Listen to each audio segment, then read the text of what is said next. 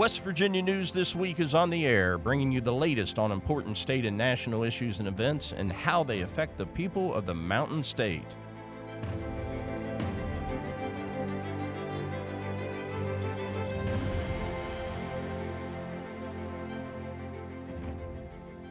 West Virginia News This Week is on the air. We welcome you, and we're excited about today's show because we're going to be talking about something near and dear to our hearts here at West Virginia News, and that is what makes North Central West Virginia so special. The people, the places, and the many activities now available to us, especially as we welcome in spring. This Saturday's edition of the Exponent Telegram has a special section. It's 40 pages focused on the region's quality of life and the many places to visit to enjoy recreation and entertainment.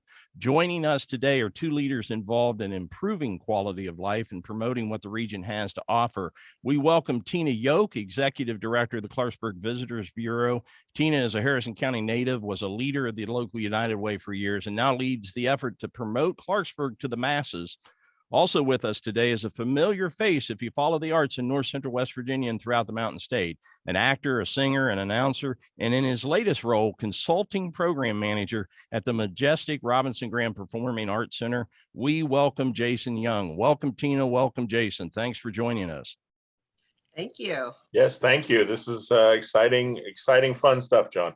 Very good. Well, let's talk activities. You know, I think growing up here, we've all heard, oh, there's just nothing to do around here, you know, but I would argue that thanks to people like you and to the developments that have happened in our parks and our theaters, there's a lot of things happening. So Tina, what should people try to see or do in Clarksburg, whether they're residents or visitors? What's going on?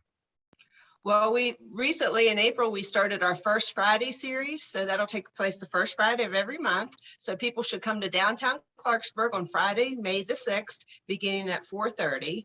And we'll have something every month on the first Friday after that. Very good. And I know in speaking to you with some of the lead-in stories, you really feel like Clarksburg has so much to offer through its park system, through the Robinson Grand. You know, what makes like Veterans Memorial Park? I mean, tell people what's out there. Oh my goodness, what a beautiful park system we have right there. We have the splash zone, we have disc golf, pickleball courts, a massive, beautiful amphitheater, walking trails. You could spend a whole day just at the VA park alone. And then we also have, you know, the other city parks that are throughout Clarksburg.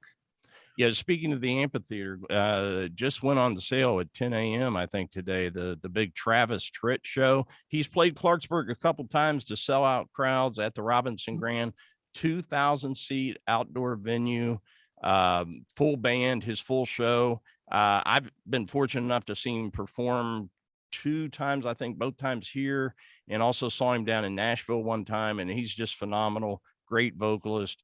A lot of energy, great performer. So that show's coming up, I think, on July 30th. They've got a lot of other activities planned, and you can read all about that in this Saturday's issue because we've got extensive coverage of the AMP and the Clarksburg Park System, also the Bridgeport Park System, and lots of state parks in the area. But let's dive over to the place that I remember as a boy watching all the movies, and then had the fortune of working there when I was a senior in high school, running the projector. I tell people I'm one of the last people trained on the old carbon arc projectors. And there's one sitting in the lobby of the Robinson Grand. And to have Jason Young on board down there, coordinating programming, what a great idea. And I know, Jason, in talking with you, you've got a lot of exciting things planned. I do, not. I don't want to say we do. The Robinson Grand for sure is an incredible team that I have been lucky enough to just become a part of.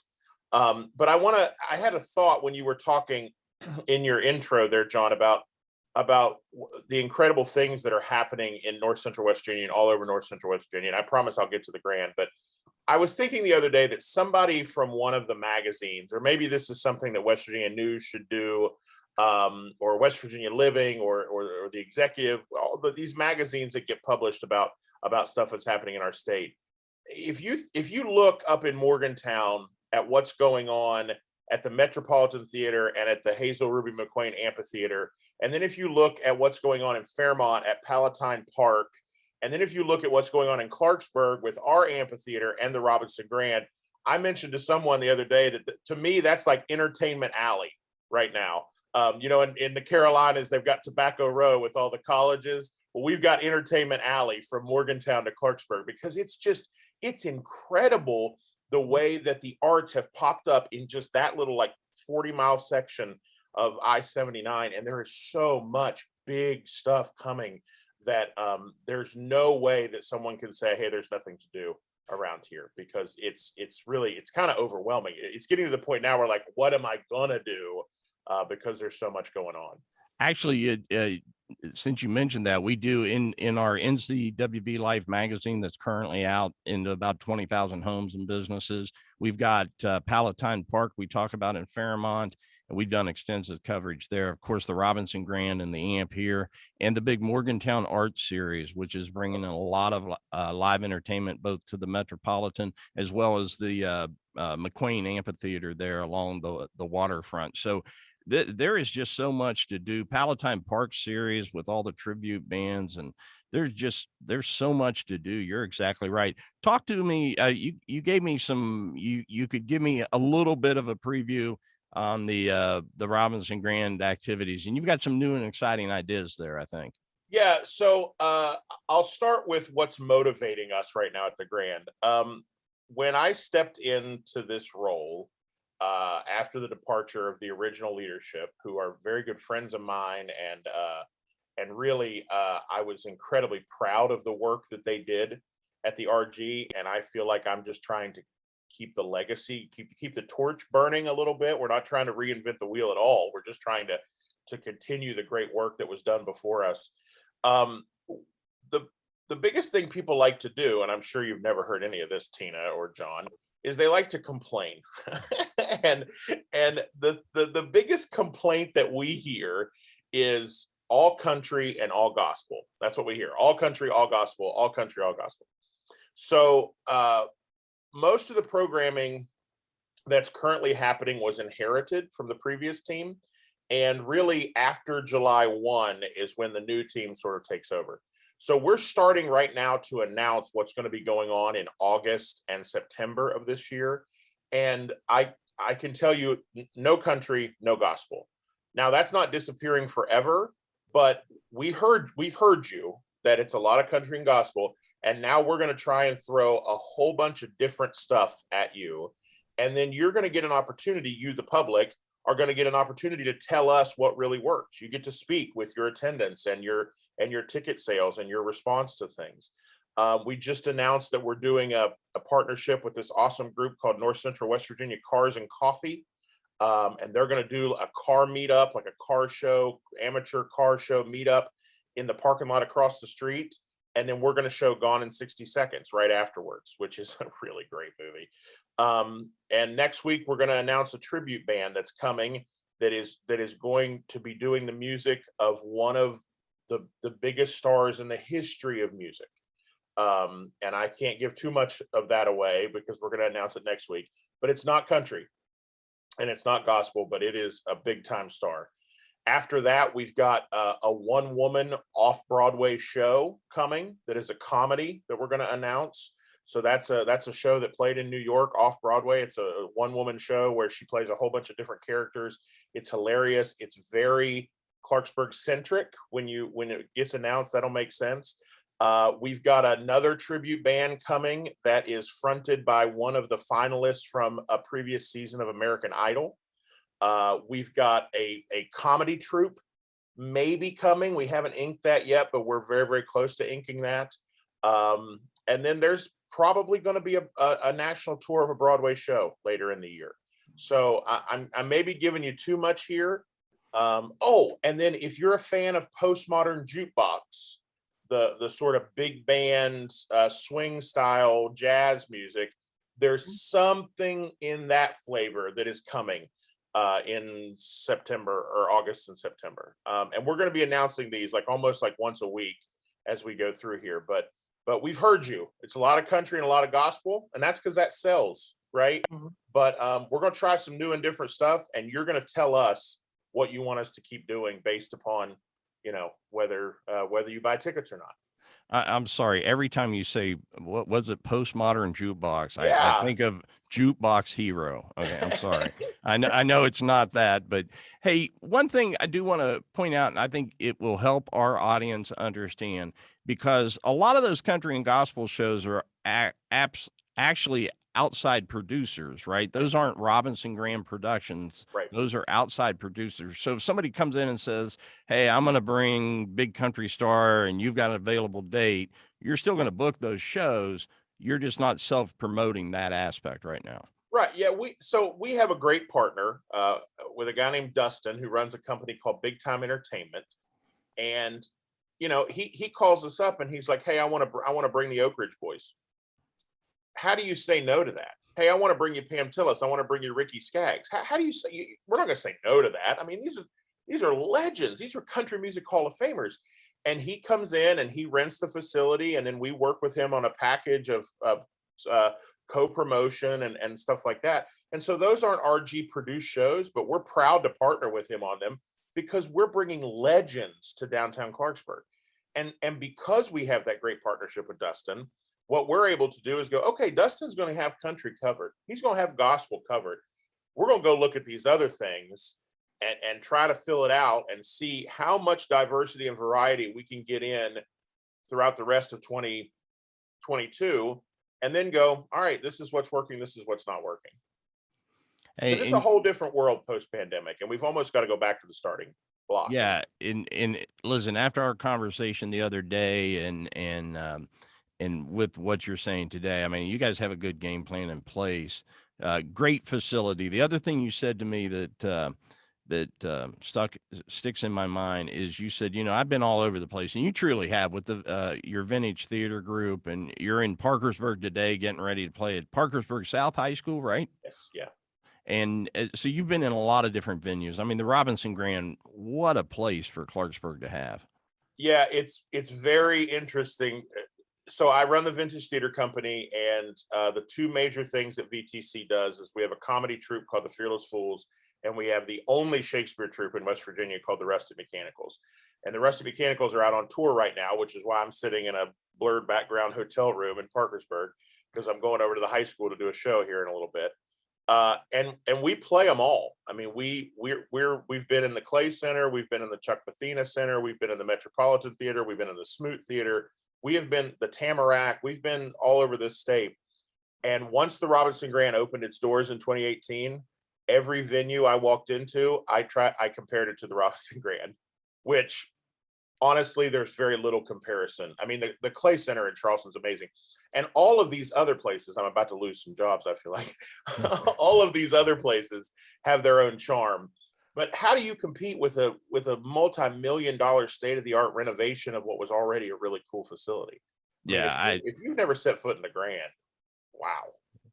Exactly. I've been fortunate. I was involved with a political debate at the Clay Center. I can't remember the year now. It's been several years ago prior to COVID.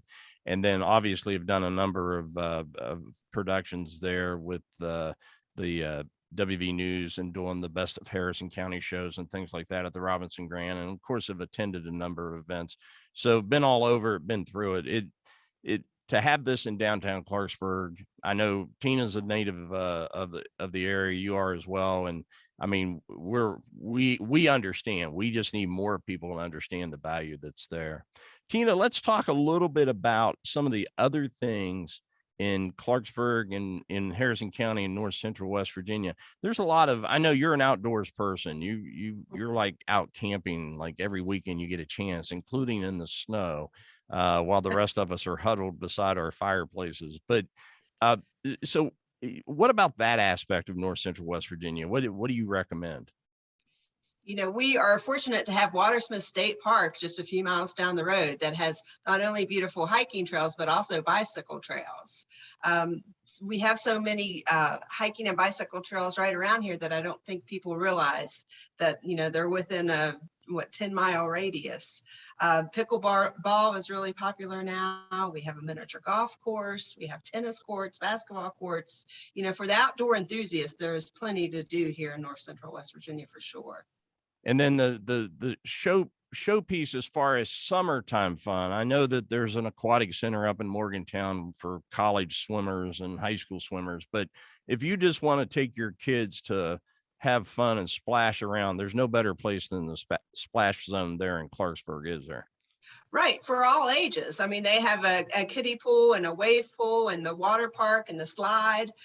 So you can bring your entire family and have things to do throughout the entire day. And then go up to the park system and have a beautiful picnic with a view of all of the mountains that are around us. So you could come to Clarksburg and spend an entire day outdoors enjoying all of the nature that we have surrounding our area. One of the things that I think is lost, and Jason, you can jump in here too, because I know you're a follower of the arts, including, you know, history and things like that. But Harrison County and Clarksburg has such a rich history. And on a pretty spring day, you can walk down Clarksburg, and I know there's, you know, all downtown areas have some issues from time to time. But if you look at the architecture in downtown Clarksburg, and then you go over and you look at the Robinson Grand and what's been done there, I mean, there's just so much beauty in this region. Wouldn't you agree with that? So much beauty. And as you're looking at all the buildings, you can also go into the Clarksburg History Museum. I think that's one of our very best kept secrets here in Clarksburg. You could spend a few hours in the Clarksburg History Museum, which is located right here in downtown Clarksburg. We have a lot of history to be proud of that many people don't even realize. Good deal. Yeah, John, I think you make a good point that between the splash zone and the AMP and the Robinson Grand and just I mean, you've got Lowndes Hill up there, which is a Civil War historic spot. You've got all the beautiful downtown architecture. You could spend, I mean, thinking as someone who's not living in Harrison County, you could take a very affordable staycation to Clarksburg, and you could, you know, spend a day at the splash zone. You could see a show at the AMP. You could see something at the Robinson Grand. You could take a stroll downtown. I mean, it would be a lazy staycation, right? It would be just a way to sort of get away and get immersed in another town. You're obviously gonna find good stuff to eat. Like that's not gonna be a problem if you're just hanging out in Clarksburg, right? But I feel like Clarksburg is kind of poised for that renaissance that sort of happened in Lewisburg several years ago, that sort of happened really recently in Buchanan. But I think we're on the precipice of that renaissance and becoming a place where people come to just get lost for a few days and enjoy all the stuff that we have to offer.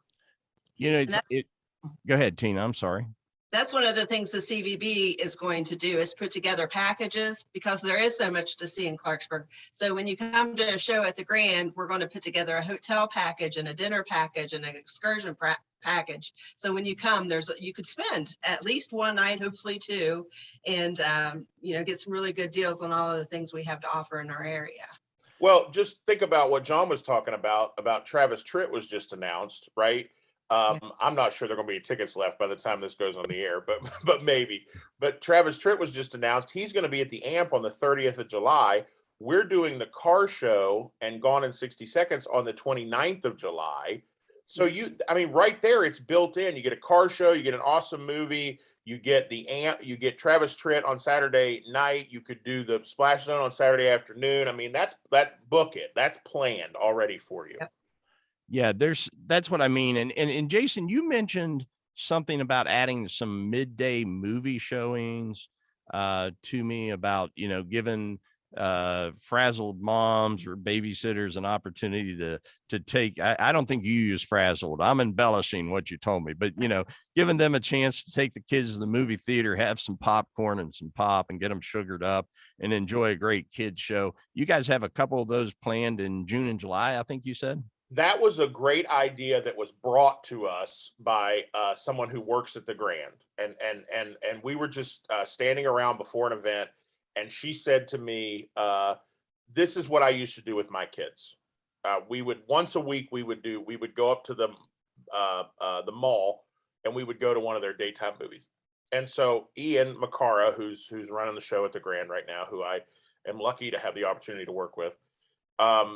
I talked to him about it, and so we're going to try it out. The last Wednesday in June, and then the last Wednesday in July, we're going to do an 11 o'clock movie. And we'll announce those pretty soon. They're popular kids cartoon movies that adults will probably enjoy. One of them will have some live characters there to meet and greet the kids. But yeah, we're just going to do a midday, daytime family kids movie so that it's something new and different for the citizens of the area, the babysitters, the moms, as they're trying to find creative things to keep their students occupied and their kids occupied in the summer months. And we're going to try 2 of them, one in June, one in July. How did they go? If they went well, maybe we get more of them next summer. Right now, the Robinson Grand with this new team and all this excitement may be the city's largest science experiment. Now we're just throwing darts at the wall, man. Well, and that's good. And you mentioned Ian McCarra, and Ian's a great guy. I had an opportunity to work with him and known him for years. That's a great team with you there. And I think Noah Martin's your new technical director, and had a chance to do a show down there with him, and he does a great job. So the team at the Robinson Grand is poised for some greatness, I think, and it's looking really good. And that's exciting for those of us that support the cultural arts. And while we talk about cultural arts there, sorry, as I stumbled through my words, but Jason, a little plug there for the Cultural Foundation of Harrison County. Boy, the work that they do, and the Barbara Highland Fund to keep, they've really kept the arts going when it was tough to do sometimes. And now they are really kind of spearheading some of this renaissance, I guess. So, John, I think that's a really great point. And I think that we do not give the Cultural Foundation of Harrison County enough credit. I'm very lucky to be on that board. I think I'm in just the beginning of my 2nd year on that board. But it's led by Andy Walker, is our president, and there's several other incredible people, and I'm not going to try and name them because I'll leave somebody off. But the Cultural Foundation is just an incredible group of people that is really invested in not only Clarksburg but all of Harrison County, making sure that we're trying to give grants to small nonprofit arts groups so that they can do special things. Also to schools, they give a lot of money to schools. But then also the Barbara B. Highland Fund, the trustees have given that fund or entrusted the use of that fund to the Cultural Foundation. And when you see something big coming in, like the Barbara B. Highland Fund is paying for it. And the Grand is able to do some of these spectacular things because of the Barbara B. Highland Fund. And they're as intricate and as important to this renaissance that I'm predicting as anybody. There's also an organization over in Bridgeport called the Bridgeport Arts and Heritage Foundation, which is newer and smaller, but they're led by Lisa Lang as their president, and they are ramping up. I'm on that board as well. They're ramping up to start complementing basically the work that the Cultural Foundation is doing. And so it's just about, I am so amped up because I'm telling you, with people like Tina at the CVB and with the trust that the city is putting in us down at the Grand, and with people like Tessa Fazzini out at the AMP and everybody out there at the AMP, it's about to go off. The stuff that's happening in Glen Elk, this is a great time to be in Clarksburg. It really, really is. But you touched on a couple things, and I do want to point out, is so that our audience understands that Barbara B. Highland Fund is, that's what helped bring in Jay Leno for the opening. That's what brought in the Broadway play Once. That's what brought in the Vienna Boys Choir, is that additional funding, because those are all big ticket items. And most recently, Stomp. Stomp, that was the one I couldn't remember. Thank you. Yes. Yeah. So the Barbara B. Highland Fund is infusing over $100,000 a year into the arts in Harrison County, and that's like for a whole bunch of years that she gave us that.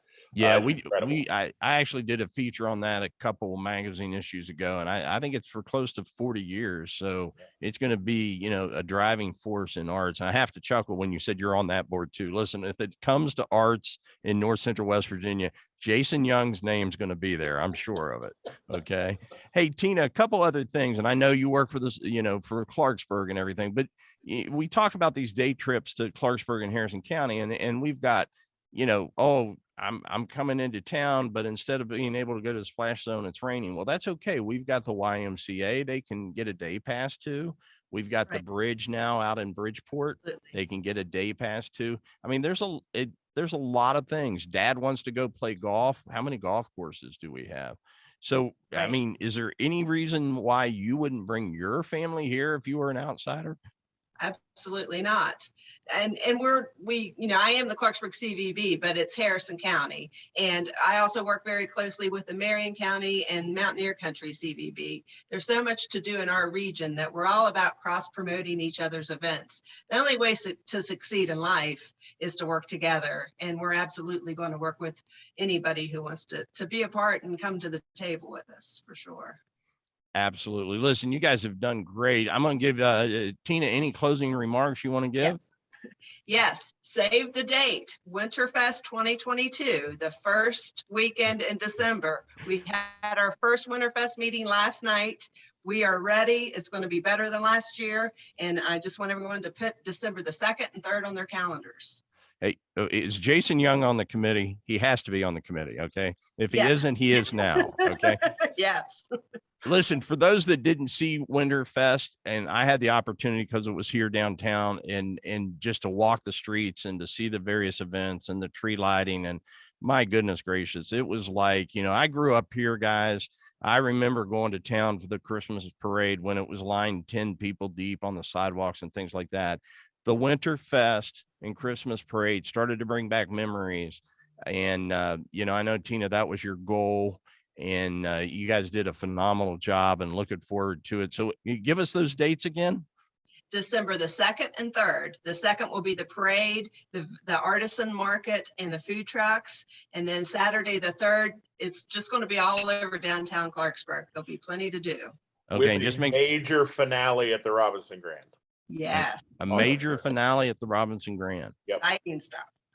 And is Jason already on the committee? Because if he's not, send him an email and he will be. Okay. Hey, he was very instrumental in the first one. So yes. Hey, Jason, wrap up from you, my friend. I would just sort of repeat something that I've said already a couple times, that we're a new team at the Grand right now, and we're learning and we're trying. I mean, we're trying to get as much variety and diversity and fun, weird, new things in that facility as possible. But really, it's about serving the public of Clarksburg, the Harrison County, the entire state of West Virginia. And so you have to talk to us, and you have to vote on what you want us to keep doing.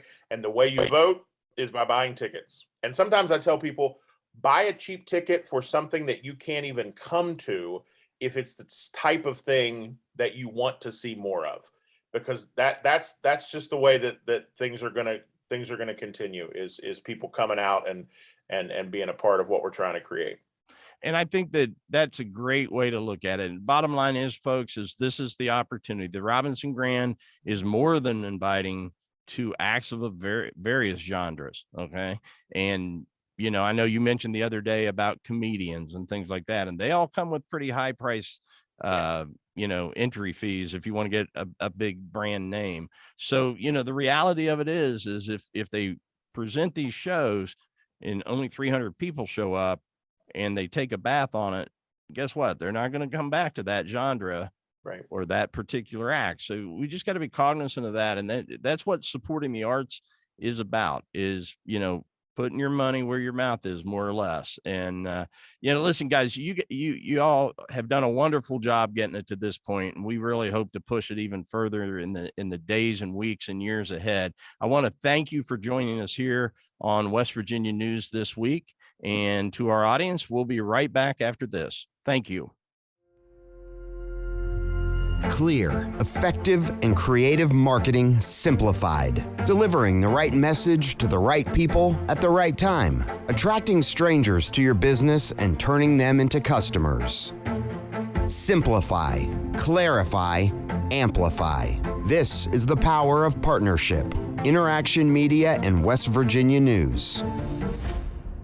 Until now, the combined services of the Interaction Media and WV News partnership is unprecedented in the Mountain State, offering our clients everything from high-quality video production, web design and development, social media management to media buying and digital and print advertising.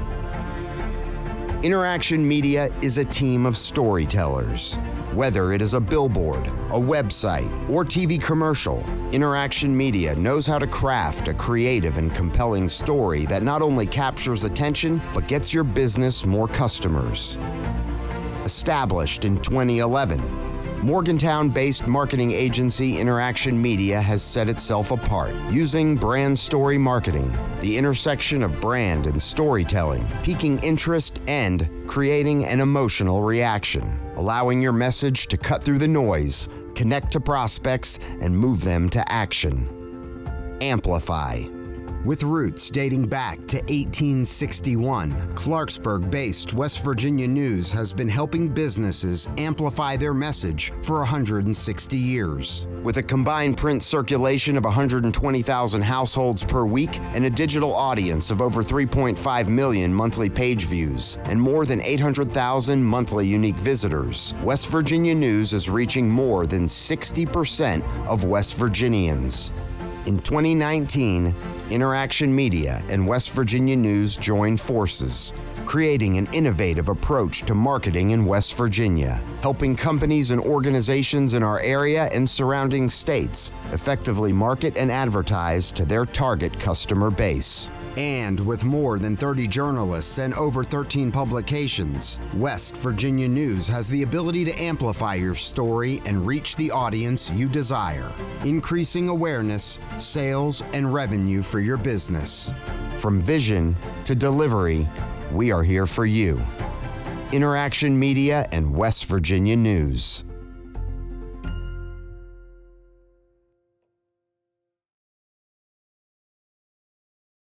West Virginia News this week is back in the studio, and joining us right now is West Virginia News sports editor Michael Minich. And Michael, I tell you what, our last segment, we just talked about all the activities going on, and we talked about parks and swimming and entertainment. But my goodness gracious, this weekend in particular, and really throughout the spring, there's so much sports going on in North Central West Virginia. I know the Blue Gold game is Saturday. We've got high school softball tournaments. We've got high school track meets. So tell me all about it. The big deal up in Morgantown, the Blue Gold game. What's going on?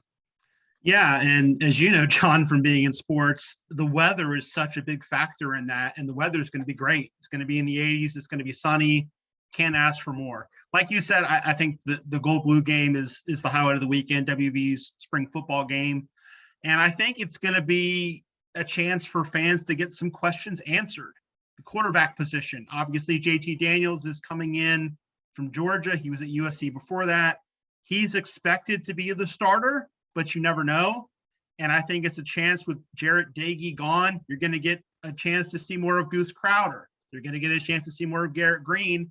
And I think you're going to be really excited to see the freshman Nico Martial play for the first time, a kid that came in with a lot of expectations from high school in Arizona.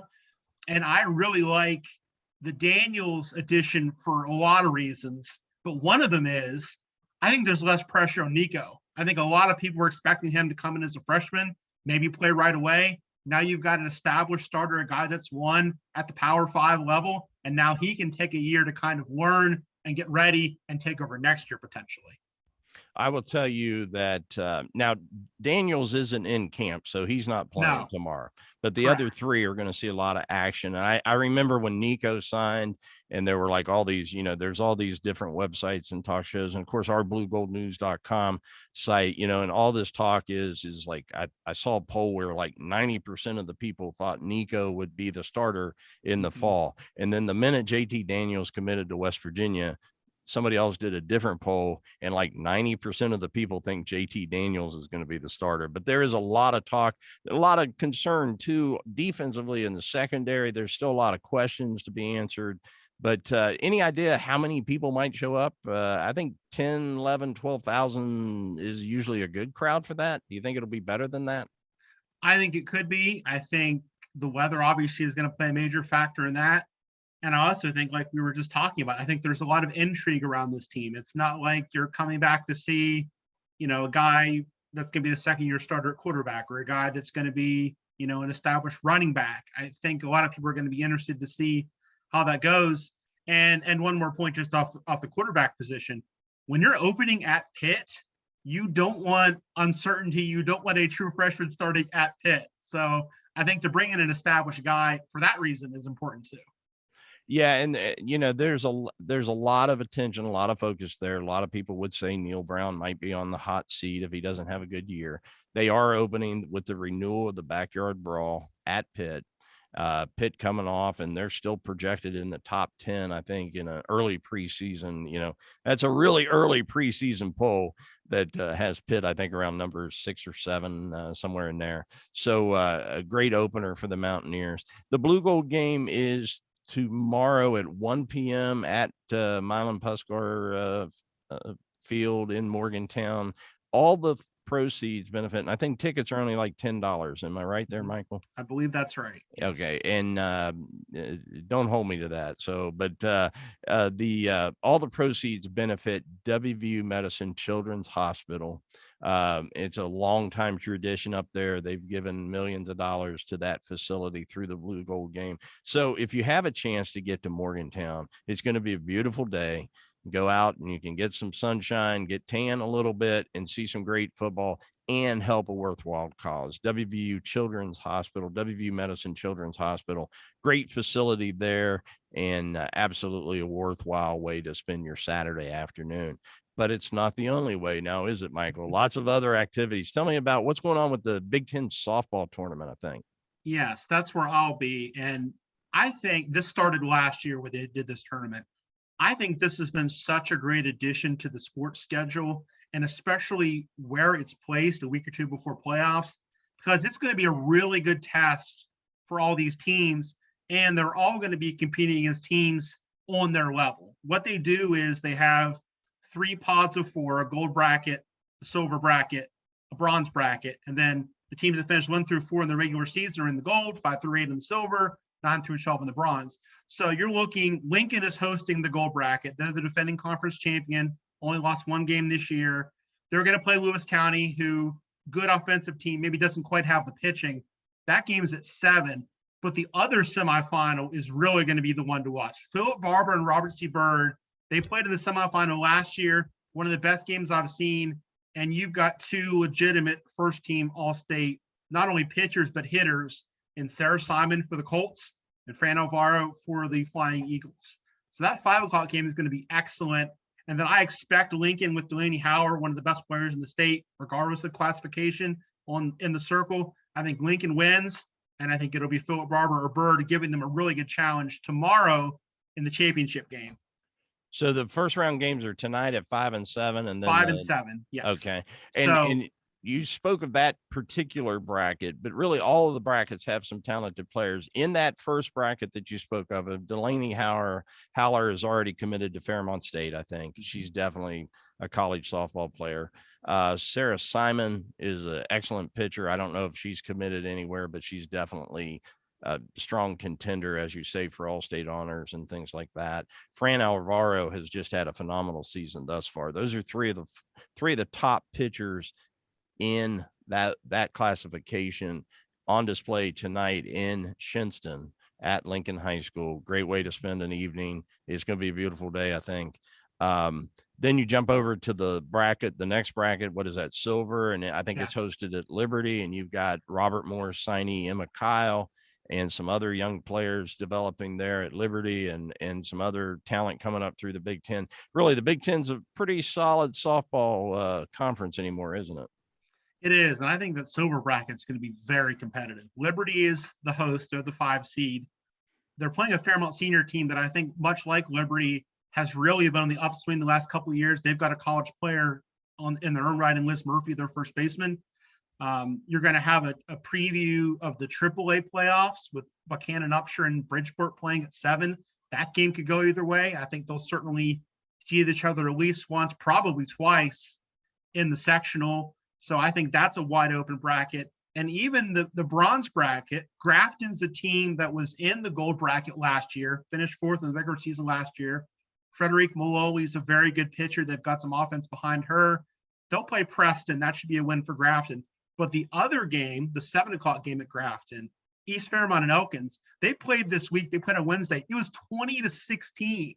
So if you like offense, that was a wild one. East Fairmont led 8-0 in that game. Elkins came back and beat them. So that game, even though it's, the 9th, the 10th and 11th best teams in the conference, that game should be an intriguing game.